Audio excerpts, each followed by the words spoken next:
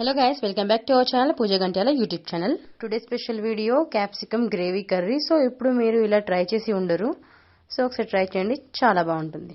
So రోటీలకైతే యమ్మీ అని చెప్పొచ్చు. రోటీలకైతే చాలా పర్ఫెక్ట్ గా ఉంటుంది. సో ప్రాసెస్ చూద్దాం, ఒకసారి ట్రై చేయండి మీరు కూడా. సో నేనైతే హాఫ్ కేజీ వరకు 4 క్యాప్సికమ్ తీసేసుకున్నాను. మంచిగా ఇలా చిన్న చిన్న ముక్కలుగా కట్ చేసి పెట్టేసుకొని అండ్ 2 క్యారెట్లు కూడా ఇలా తురిమి తీసేసుకున్నాను. సో నెక్స్ట్ ఇది కడాయి పెట్టేసుకొని తగినంత ఆయిల్ వేసేసుకున్న తర్వాత దాంట్లోకి పోపు దినుసులు యాడ్ చేసుకోవాలి.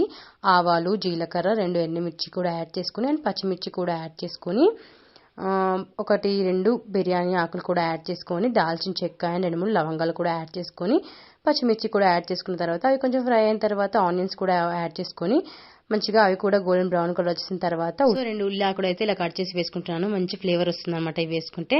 సో తర్వాత అల్లం వెల్లుల్లి పేస్ట్ వేసుకొని పచ్చివాసన పోయేంత వరకు ఫ్రై చేసుకున్న తర్వాత కొంచెం పసుపు కూడా యాడ్ చేసుకొని తర్వాత క్యాప్సికమ్ ముక్కలు అయితే అందులో యాడ్ చేసేసుకోవాలి.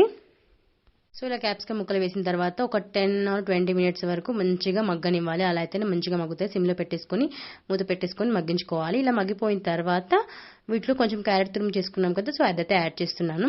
సో అదే యాడ్ చేసిన ఒక 1 or 2 మినిట్స్ వరకు దీన్ని కూడా మగ్గనిచ్చిన తర్వాత దీంట్లోకి కొంచెం గ్రేవీ కోసం అని చెప్పేసి ఓన్లీ టమాటో పేస్ట్ అనమాట. టమాటో పేస్ట్ చేసుకున్నాను ఒక 2-3 వరకు. ఒక 3 టమాటోస్ అయితే ఇలా పేస్ట్ చేసేసుకొని అందులో వేసుకుని ఒకసారి కలిపేసిన తర్వాత 1 స్పూన్ ఉప్పు అండ్ 1 స్పూన్ కారం కూడా యాడ్ చేసిన తర్వాత నెక్స్ట్ కొంచెం ధనియాల పౌడర్, కొంచెం గరం మసాలా కూడా యాడ్ చేసుకుని మొత్తం మిక్స్ చేసేసుకోవాలి. సో మొత్తం అంతా మిక్స్ చేసుకున్న తర్వాత కొద్దిగా వాటర్ వేసుకోవాలి. ఒక చిన్న గ్లాస్ వరకు వాటర్ వేసుకొని వేడి వాటర్ వేసుకొని మరిగించుకోవాలి. ఇలా కొంచెం ఒక 2 మినిట్స్ మరిగిపోయిన తర్వాత కొత్తిమీర వేసేసుకొని స్టవ్ ఆఫ్ చేసుకొని వేడివేడి రొట్టెలు తింటే అసలు చెప్పనక్కర్లేదు, చాలా బాగుంటుంది. ఒకసారి ట్రై చేయండి క్యాప్సికమ్ గ్రేవీ కర్రీని. వీడియో నచ్చితే మాత్రం సబ్స్క్రైబ్ చేసుకోవడం మర్చిపోవద్దు పూజ గంట్యాల యూట్యూబ్ ఛానల్ని. Thanks for watching, bye.